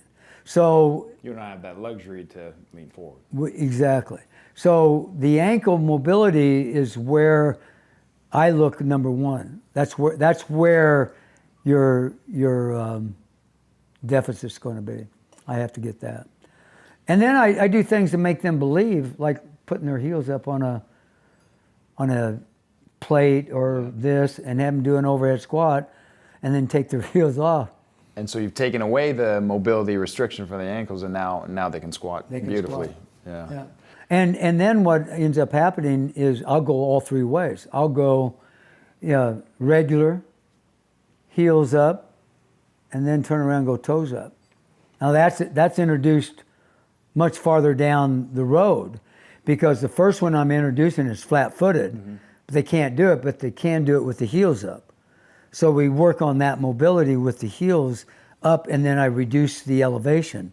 And once they can go flat-footed and be in a pretty good form, and that may take a long time. A lot of it is just the body doesn't know what to do, right? And I put them in here, the body does know what to do. And then I take them off here and go flat, make the body do what it just did. Well, I forgot, go back over here. Back to the slant and we over go, the edge of the go this. And once, 6 weeks, 8 weeks, 12 weeks, once they got it down, now put your balls of your feet up here. So now the toes are up. The toes are up. Now let's see you do an overhead squat. So really challenge the ankle. And they're learning how to do it. Yeah. And what's my body? Oh, my body gets this now. Yeah. But in the CrossFit world,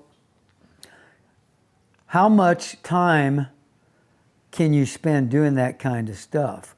Because you got an active client that's paying you a lot of money. My question is, if I take that client through the PVC pipe and I kick their ass in that PVC pipe and I give them that strength and that mobility through that PVC pipe, and then they can transition over here, would they be happier or not? If I kick their ass using PVC pipe, maybe they don't want to go here yet. Maybe they better be doing this.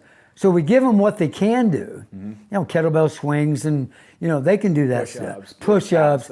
They can do that shit. They just can't do, maybe they can't do snatches yet and overhead squats, but maybe they can do split snatches and overhead squats with the split snatch. Yeah.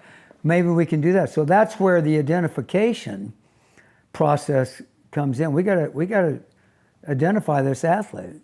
And so we're looking at, in conjunction with, like you said, everything they can do, the swings, the wheelbarrow up and down the driveway, strongman stuff, farmers, carries, all that stuff.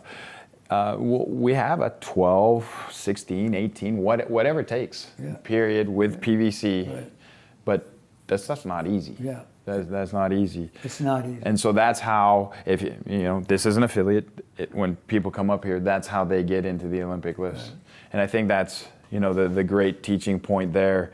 There's been so many today here, but it just reminds me that for most of us who come to CrossFit, we're looking for health and fitness.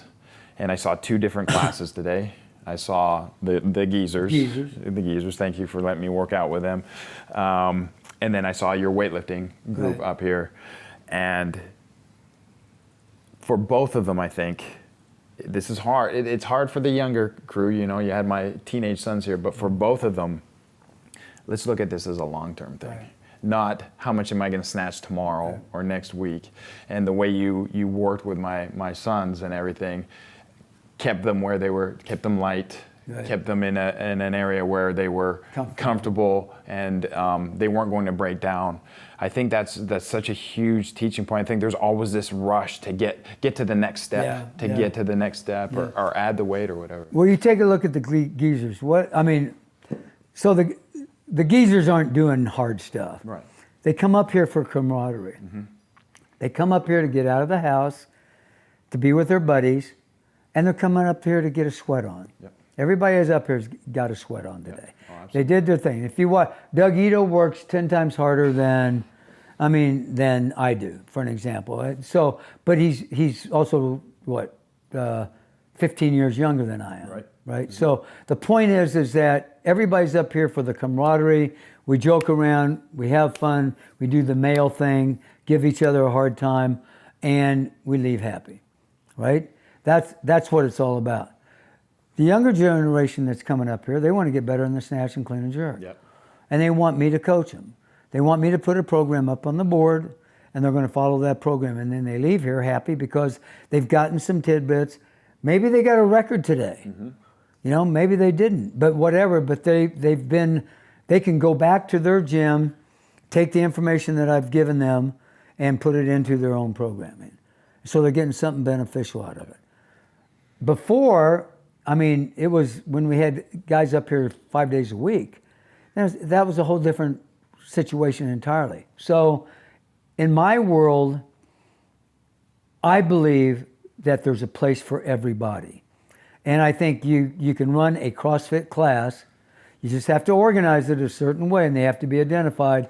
You can run 3 different CrossFit classes going on at the same time, organized by one person. You've got your geezer. You've got your aspiring weightlifter or people who have goals to get stronger in the lifts. CrossFit. And in CrossFit.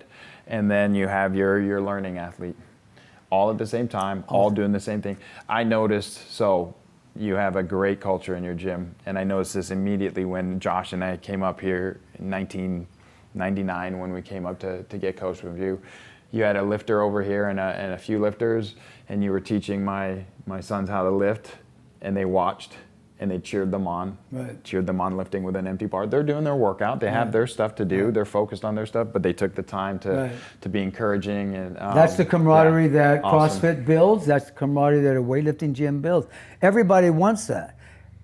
And I believe you lose that if you expect everybody to do the same thing. Mm-hmm. Because that person that can't do what this person can is going to be left out.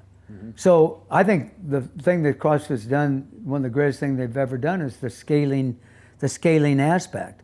But there's got to be more than just one. There's got to be a scaling aspect for the geezer male, the geezer female, right? To make them feel like that they're part of. And it's so funny for me because the idea of being in a fetal position, I never wanted to be in a fetal position, but the CrossFitter wants to be in the fetal position, and I don't get that. That's a good workout, right? And it's a good workout. And it's amazing how 60 and 65-year-olds want to be in a fetal position when they go through CrossFit, because that's part of the culture, right? And that's part of the camaraderie, and that's the shared suffering. That's the shared suffering. to me, that's is what's brought CrossFit to the forefront, is them making it a community effort, and everybody suffers together on it. And what separates it is that, you know, weightlifting doesn't have that, you know, but CrossFit does. And we're coming together. We're going to socialize together. We're going to do this together. We're going to suffer together. And so it needs to be done in such a way that even if I'm scaling it, I still feel wanted Absolutely. by that. Yeah. By that coach. I still wanted by that team. I want to still be wanted by the organization, by the box. Just because I'm scaling it over here, I'm still part of the group, and I need to be made to feel like that. Yeah. Yeah, I mean, you did a great job with my boys today. We scaled that workout quite a bit, but I don't think they felt cheated by the workout. Got their asses kicked. They learned a lot, but we gave it the same attention in coaching and the same feel as if they had done the prescribed. So in a great affiliate, you'll see someone doing this workout or the lifts or whatever it is with a PVC pipe, someone doing it with the prescribed weight, someone doing it just a different manner. But at the end of that workout, everybody will act like they just shared the same experience, which it was the experience at your level. And they should. Yeah. And everybody's got to be made part of the group. And that's the beauty, I think, of scaling. But I think as a box owner, I think that's the number one thing that, not even as a box owner, but as CrossFit level 1 coaches, level 2 coaches that are coaching those people that are trying to get their levels, that's something that needs to go into the emphasis, is that you're coaching all levels. Yeah. You're not just coaching Rich Froning. No one coaches Rich Froning. Rich Froning coaches himself. Right. No one's coaching Dan Bailey. Dan Bailey's coaching himself. You know, those guys don't need us, right? They don't need us, but the least person in there needs you more than anybody else. Somebody asked me the other day, who do you like coaching? I want to coach the guy that doesn't know shit, that doesn't know, he can't do anything. I want to coach that guy. I have more fun coaching that guy because it's challenging me as a coach to make him better, and he's happy with the progress that he's making. And the impact on his life. Exactly. Yeah.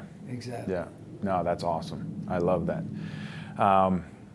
We're very lucky now that your course is back. The CrossFit weightlifting course is back. And so we'll be able to expose a new generation, I hope, or maybe an old generation who needs a refresher, right? to the course. What do you see? What do you see in the future for the course, or things I mean, you've been doing so long, things you change, things you're looking forward to? Yeah, I'm looking forward to, you know, like you said, the new generation that necessarily hasn't had it. And I look forward to the old generation retaking it, you know, because refreshers are absolutely, you know, critical. There's been things that we have changed, you know. We now, you know, vocabulary's changed a little bit.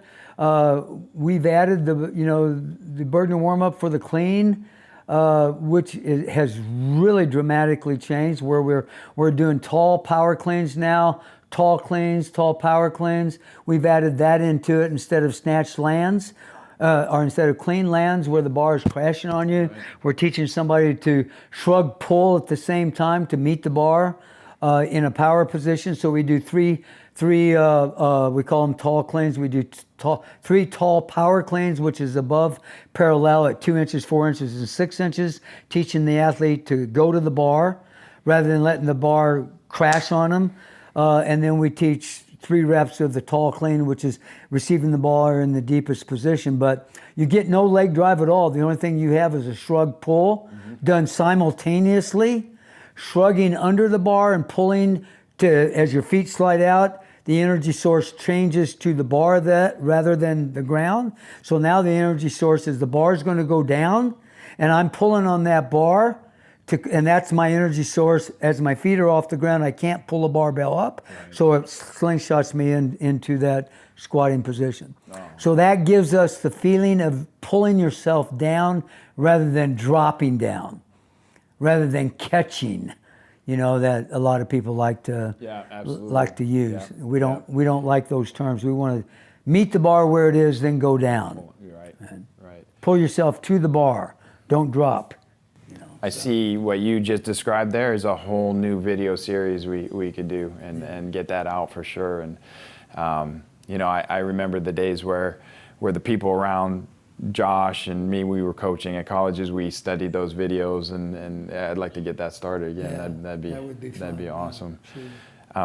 We came up here, part of our goal as the content team for CrossFit inside the education department is to really, the number one goal, the main goal is that we want to provide the best education in terms of strength and conditioning, fitness, health to the world. We want CrossFit to be the leader. If you're out there, even if you don't do CrossFit and you're trying to figure out how do I do the Olympic lifts, or how do I learn these gymnastics movements, or how do I learn the power lifts, the top resource in the world is CrossFit, and that's where you'll go to get that information.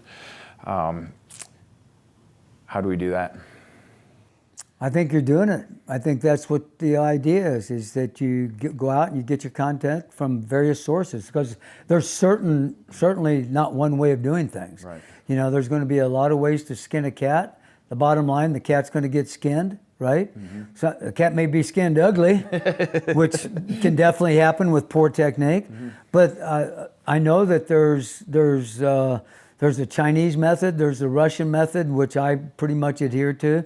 But, how do I take that young, brand spanking new athlete and make it simple for them to be able to safely, efficiently, and effectively do the Olympic lifts, and then using that same model, progress that athlete up into an Olympic champion?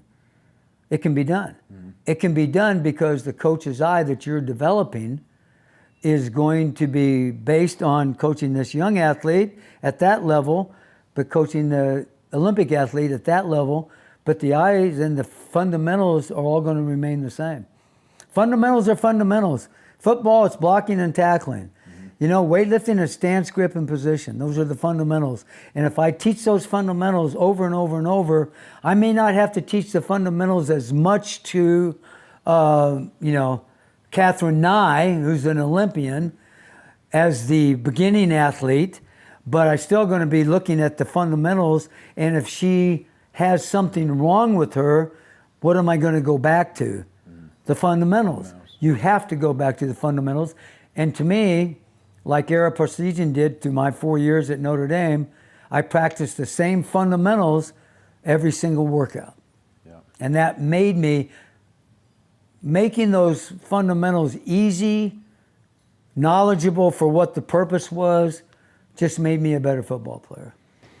So providing this information, making sure our coaches or people who want to learn for themselves have the best information, the fundamentals, right. the proper methods of teaching. Because like I said, the Bergner system greatly accelerated all the coaches I've seen ability to teach the Olympic lifts. And when you get those results quickly, it's attractive.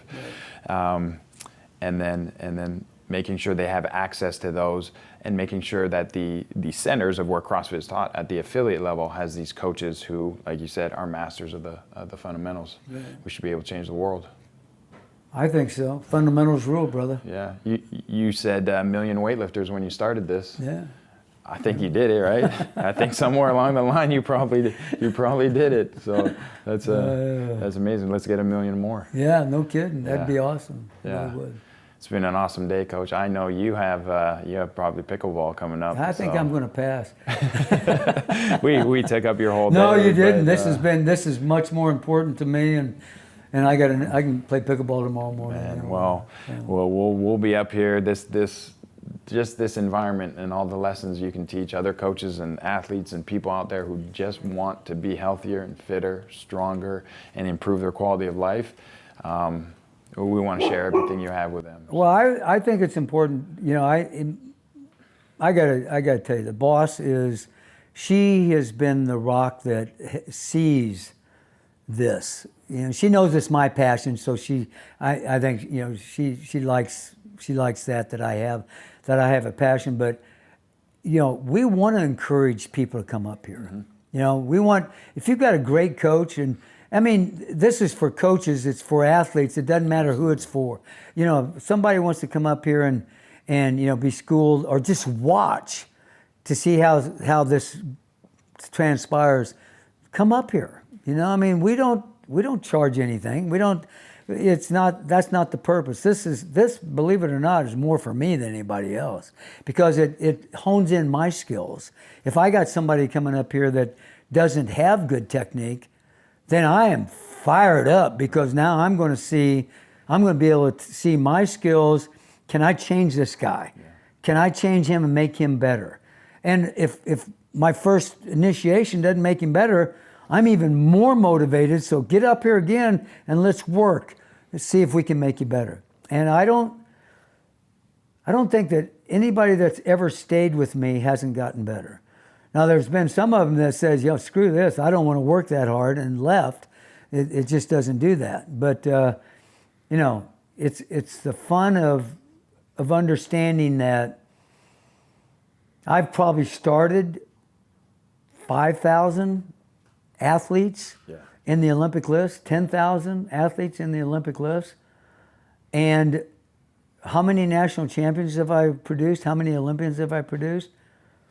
I can count them on one hand, maybe two hands, right. So it's like the love of being able, and the belief of being able to take a exercise that can make everyone better. Yeah. Not everybody's going to be an Olympian. Not everybody's going to be a national champion. Not everybody. Someone might not even win a medal at a local meet, but they all love, it seems, the ones that stay with it, they all love the Olympic list and how it makes them feel. Absolutely. And having had the great fortune, we talked about your mentors, and we talked about the people who shaped your life. Well, you were one of my mentors, and you changed my life. I had the great fortune of lifting on this platform for several years with you. You taught me so much, and then seeing you now teach my kids when they were here, it just brought back. People who come here will learn the technical aspect of the lifts. They will learn programming. They will learn all the how to overcome weaknesses, how to assess, all the things that go into coaching. But I mentioned this to you before. To me, the most important thing I want to transmit to someone who can't come up here, when we do the videos we do with you, the most important thing I want to share with the world is your passion, your love for coaching, and the way you interact with your athletes. Because we've all had coaches who were hard asses and just screamed at you, and that's fine. That's part of the culture of football and basketball and things like that. But in a technical sport like this, when you're not good at it, and when you're just learning, you're probably not going to go on and compete at an Olympic or world-class level. Having a coach who motivates you and gives you confidence and fires you up, gives you an hoorah when you do something with an empty bar, the stuff I saw today, if we could come up and see that, because I think that's as important as any skill. Right. That a coach can have. But if we can transmit that out to the world so that coaches pick up on that this is fun, this should be motivating, you should be excited to come up, or people should be excited to be coached. So I don't know where you developed that skill, if it was something you had from early on, but. Yeah, I've always been, if I like something, I'm going to be passionate about it. Yeah. So. But not soft, a perfect blend of hard ass. Yeah, letting you know, no, that's not acceptable. That's got to change. Let's fix that. Or why do you keep making the same mistake? But I never left here thinking that I wouldn't be able to get my next PR, or that I couldn't master this skill. You gave me the confidence to believe that I was athletic enough to do it, and just even within our sessions, the terminology you used was, a cue, a correction surrounded by encouragement. And I think that's such an important skill, because what we're looking at, we're not looking at athletes who are doing this for a brief period of time. This is a lifelong endeavor. And if you're not going to love it and really enjoy it it's going to be tough to hang Yeah, on to. yeah. And you bring that experience of it's fun. That's why people do well for you, I think. Thank you. Appreciate that. So yeah, it's been great. This was a great day. I've been looking forward to this for a long time, and You need to be coming up here more often. absolutely. Thank you so much for your You're time, welcome. Coach. I Thank really you for appreciate having it. me, man. Yeah, I no, really appreciate it's it. been awesome. Awesome. Thank you.